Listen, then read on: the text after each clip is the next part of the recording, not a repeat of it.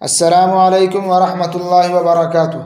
मुअज़्ज़ज़ सामिईन व नाज़रीन, मुझे देखने वाले और सुनने वाले को मेरा सलाम और आदाब अर्ज़ है, और नए आने वाले को मैं खुशामदीद कहता हूँ।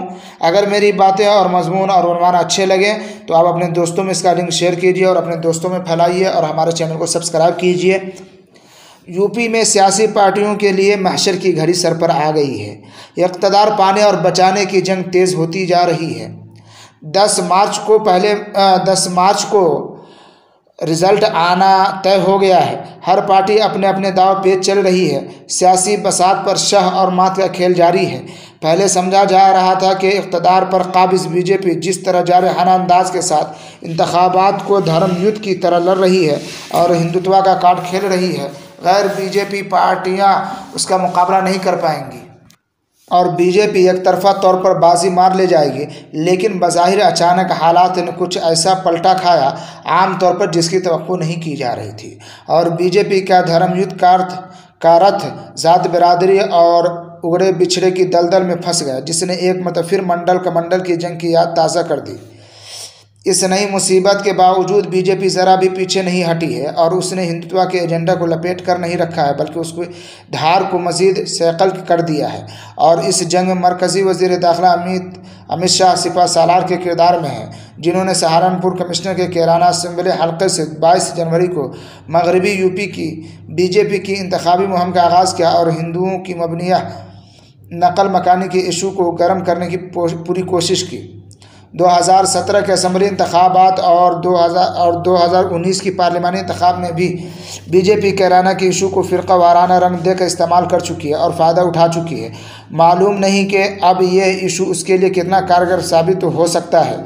29 जनवरी को उन्होंने सहारनपुर के देवबंद देहात और शहरी असम्बली हलकों का दौरा किया और समाजवादी पार्टी के कायद अखिलेश यादव पर खूब बरसे, लेकिन जैनब चौधरी का नाम तक नहीं लिया और मुजफ्फरनगर फसाद के ज़ख्मों को कुरेदा। बीजेपी और अमित शाह को मगरबी यूपी की जाट बिरादरी की नाराज़गी, जाटों और मुसलमानों के दरमियान मजबूत होते रिश्ते और 2013 के फसादात के बढ़ते ज़ख्मों से बड़ी फिक्र लाहिक है। इसीलिए शाह ने दिल्ली में जाट लीडर परमेश वर्मा के घर जाट बिरादरी के 250 सरकर्दा लोगों का दरबार लगाया और मबनिया तौर पर जाटों से मुग़लों के साथ जंगों का हवाला दिया। जाहिर है कि मुग़लों से मुग़ल नहीं मुसलमान थे। अमित शाह ने इसी पर इक्तफा नहीं किया। 29 जनवरी के मगरबी यूपी के दूसरे दौरे में अमित शाह पाकिस्तान और दहशतगर्दी के इशू को भी हवा में उछाल गए। अपने पहले दौरे में उन्होंने लोकदल और समाजवादी पार्टी के इत्तेहाद में दरार डालने के लिए लोकदल के जैनब चौधरी को भी दाना डाला और कहा कि एक सही आदमी गलत जगह चला गया है। बीजेपी की यूपी में सरकार बनने पर उनको सरकार में शामिल रखा जाएगा, लेकिन जैनब चौधरी बीजेपी की चाल को समझते हैं, इसीलिए उन्होंने दूरअंदेश लीडर के तौर पर जवाब दिया और साफ कहा कि वो चवन्नी नहीं जिसको बीजेपी उछाल कर चितपट का खेल आसानी से खेल सकती है, और वो पाला बदलने वाले नहीं हैं। यहाँ ये ध्यान रखना ज़रूरी है कि बीजेपी मगरबी यूपी के जाटों को किसान की हैसियत से नहीं, हिंदू जाट बिरादरी की हैसियत से हिंदुत्व की छतरी में लाना चाहती है। किसान की हैसियत में जाटों को अपने पाले में खींचने की उसमें सकत ही नहीं रही। जाट किसान तो बीजेपी से खार खाए बैठे हैं। मगरबी यूपी के अजला में बीजेपी लीडर मेंबरान असम्बली को घुसने नहीं दिया जा रहा है, और बीजेपी के सूबाई सदर सतेंद्र देव सिंह के काफिला के साथ शामली ज़िला में जो कुछ हुआ वो उसी की एक कड़ी है। उनका गुस्सा सर्द नहीं हुआ। किसानों का मुश्तरका महाज संयुक्त किसान मोर्चा ने ऐलान किया कि वो बीजेपी की मरकज़ी और रियासती सरकारों की वादा खिलाफ़ी के खिलाफ 31 जनवरी को मुल्क के 500 अजला में विश्वासघात दोष के तहत एहतजाजी मुजाहरा और धरना देने वाले हैं। अमित शाह की तरह ही वज़ीर आला योगी आदित्यनाथ भी 80 बनाम 20 का खेल खेल रहे हैं। समाजवादी पार्टी की सरकार में हिंदुओं के साथ जुल्म ज़्यादती और दंगा फसाद उनकी तकारीर का मरकज़ और महवर है। मुजफ्फरनगर के फसाद में हलाक होने वाले सचिन और गोरों को याद आ रहे हैं। मेरठ के हस्तनापुर में अपनी तकरीर में उन्होंने इन दोनों का नाम लेकर जिक्र किया। मगरबी यूपी में ज़मीन बचाने के लिए बीजेपी जहां फ़िरका वाराना इशूज़ को उछाल रही है, मशरक़ी यूपी में और सेंट्रल यूपी में मंडल की बास गश्त ने बीजेपी की नींद हराम कर रखी है। इसीलिए उसने पसमानदा तबक़ात को मैदान में उतारा और पहले से ज़्यादा टिकट बांटे हैं और अपनी हलीफ जमातों अनुप्रिया पटेल के अपना दल और संजय निषाद की निषाद पार्टी जैसी पसमानदा तबक़ात की नुमाइंदगी करने वाली जमातों को भी खुश रखने के लिए वो सीटें छोड़ दी हैं, जहां 2017 में उसके उम्मीदवार कामयाब रहे थे। बदले हुए हालात में यह उसकी मजबूरी भी है कि उसने जीती हुई सीटें अपनी हलीफ जमातों के लिए छोड़नी पड़ रही है। बीजेपी के लिए इलाहाबाद में नौजवानों पर लाठीचार्ज ने नई आफत खड़ी कर दी है। अभी बीजेपी इस सब से संभल नहीं पाई कि समाजवादी पार्टी और लोकदल इत्तेहाद ने बुनियादी इशूज़ उठाकर बीजेपी के सामने बड़ा धर्म संकट खड़ा कर दिया है। सरकारी मुलाजिमों की पुरानी पेंशन की बहाली, 300 यूनिट मुफ्त बिजली और 22 लाख नौजवानों को आईटी सेक्टर में मुलाजमत देने का वादा और रही सही कसर गन्ना किसानों को 15 दिन के अंदर भुगतान करने के वादा ने पूरी कर दी है। ये वादा 28 जनवरी को गन्ना बैलेट के ज़िला मुजफ्फरनगर के मुश्तरका प्रेस कॉन्फ्रेंस में अखिलेश यादव और जयनाथ चौधरी ने किया है। दोनों लीडरों के मुश्तरका प्रेस कॉन्फ्रेंस में अमित शाह और योगी की मगरबी यूपी के जाटों को बहलाने फुसलाने की कोशिशों का जवाब है। बाकी इशू जिसमें बेरोज़गारी, महंगाई और कोरोना की मार, एंटी इनकम्बेंसी फैक्टर और किसानों की नाराज़गी अपनी जगह। ख़ास तौर पर पेंशन बहाली का इशू बीजेपी के लिए दर्द सर साबित हो सकता है। पुरानी पेंशन बहाली का इशू 21 लाख सरकारी मुलाजिमीन और उनसे वाबस्ता 1 करोड़ से ज़्यादा अफराद को मुतअस्सिर करता है। पुरानी पेंशन बहाली के लिए यूपी के मुलाजिमीन एक अरसे से मुतालबा करते आ रहे हैं और धरने और एहतजाज भी किए गए हैं। इस लड़ाई में चपरासी से लेकर अफसर तक सब शामिल हैं।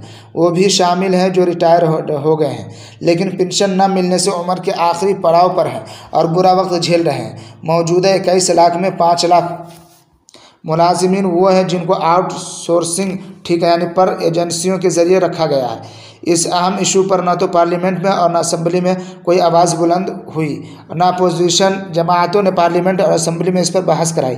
पार्लियामेंट में कांग्रेस सिमत गैर बीजेपी पार्टियों और बीजेपी ने दबे अल्फाज मुतालबा को सही तो माना, लेकिन उसके लिए कुछ करने की बजाय उससे पल्ला झाड़ लिया।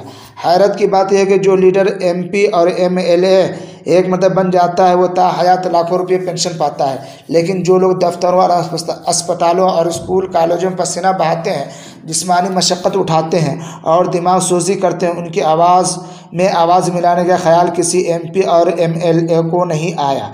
उनकी हमायत अगर बाहर से किसी ने की है वो उन नौजवानों ने की जो खुद सरकारी मुलाजमत पाने की कतार में खड़े हैं। सरकारी मुलाजमीन के गुस्सा को कम करने के लिए महंगाई भत्ता से मुंह भराई करती रही है, लेकिन जो पेंशन दी जाती है उसको किसी सरकार ने बहाल नहीं किया।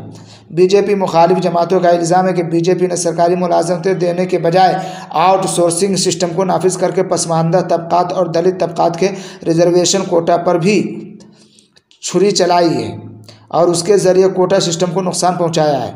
आउटसोर्सिंग के ज़रिए मुलाजमतों का दायरा स्कूल, कॉलेज और सरकारी अस्पतालों तक वसी है। यहाँ किसी को मुस्तकिल मुलाजमत नहीं दी जाती, कभी भी किसी वक्त भी काम से हटाए जाने की तलवार सरों पर लटकी रहती है। शायद उस सब को सामने रखते हुए ही आयन मौके पर समाजवादी पार्टी ने पेंशन बहाली की गेंद को हवा में उछाल दिया है। दूसरा इशू जो बीजेपी के धर्म युद्ध के रथ का रोड़ा बन सकता वो है नौजवान का वो तबका जो यूपी के कुल वोटरों का 25% है, जिसकी अक्सरियत बेरोज़गार है और जो पार्टियों के सरों पर इक़्तिदार का ताज रखने में अहम किरदार अदा करता रहा है।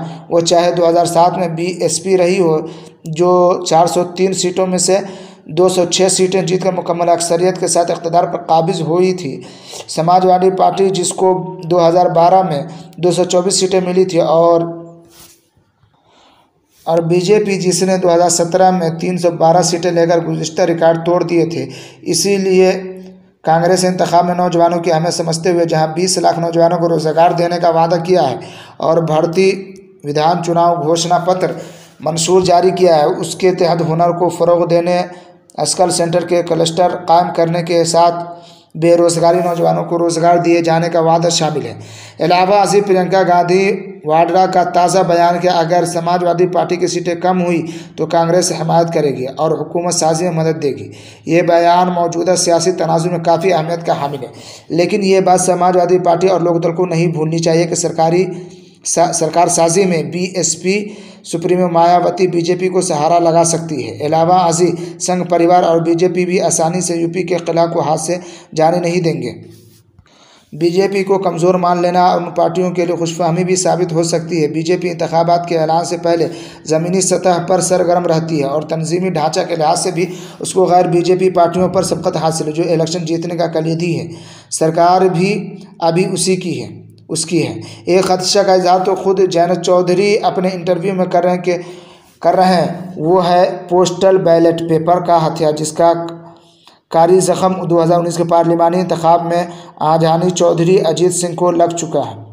जीती हुई सीट अजीत सिंह के हाथ से फिसल गई थी। दूसरा खदशा इलेक्शन कमीशन की नई हिकमत अमली से है, वो है माजूर और 80 साल से ऊपर के ज़ईफ़ वोटरों से उनके घर जाकर इंतखाबी टीमों की निगरानी पोस्टल बैलेट पेपर से उनका वोट पोल कराना है, जिसको लेकर बीजेपी मुखालिफ जमातों को खदशा है कि संघ परिवार उसके लिए ऐसे प्रिजाइडिंग अफसरों पर डोरे डाल सकता है जो घर जाकर कमल पर मोहर लगवाने में मदद कर सकते हैं, जिससे फिर से यूपी में बीजेपी का कमल खिल सकता है। यह हकीकत है कि अफसाना कुछ नहीं कहा जा सकता, लेकिन यह तय है कि बीजेपी हर हरबा इस्तेमाल करेगी।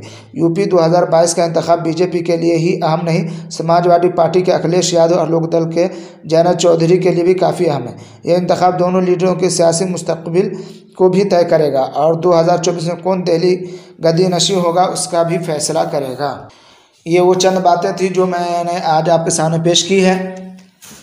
अब इनामुल हक को इजाज़त दीजिए। हयात बाकी, मुलाकात बाकी। फिर मिलते हैं किसी दूसरे वीडियो के साथ, नए वीडियो के साथ। जब तक के लिए खुदा हाफिज़।